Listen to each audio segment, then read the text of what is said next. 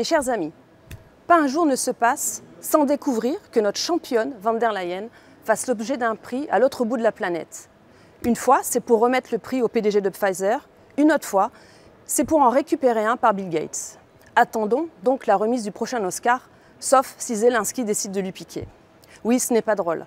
Chauffage bloqué à 19 degrés, plein limité à 30 litres, coupure d'électricité prévue, pas de bain mais des douches, des cols roulés de toutes les couleurs. Mais la bonne nouvelle dans tout ça, c'est que pour éviter de tomber malade du Covid ou une bonne vieille grippe, la Commission a commandé des vaccins bivalents chez Pfizer et du gaz de schiste chez Papy Biden.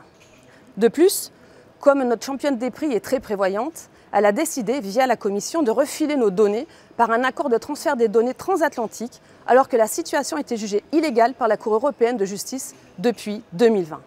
Mais c'est soi-disant pour protéger les données des citoyens européens. Un papy Biden qui a encore de la mémoire pour signer ce décret impérialiste. Où est la souveraineté européenne promise par Emmanuel Macron?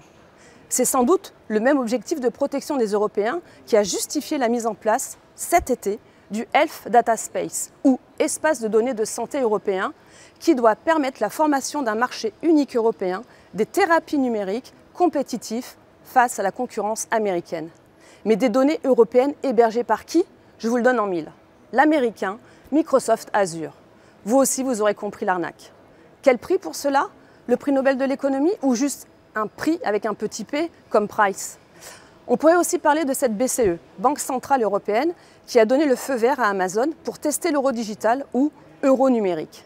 Du site de la Commission qui est hébergé sur le cloud d'Amazon, de l'accord entre Amazon et Atos pour un cloud de confiance. Cela tombe bien car le Parlement européen est en train de voter le passeport d'identité numérique conformément à la stratégie de l'agenda 2030. Où est la souveraineté européenne? On donne nos données et on achète leur gaz et leurs vaccins.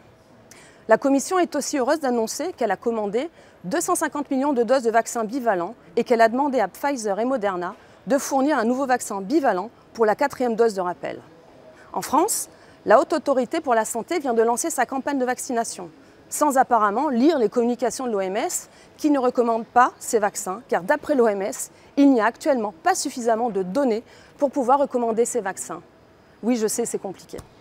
Mais la bonne nouvelle dans tout cela, c'est que l'on risque tout de même de croiser le PDG de Pfizer en Europe, car grâce à nos efforts, grâce à votre mobilisation, le parquet européen a ouvert une enquête sur l'achat des vaccins anti-Covid dans l'Union européenne.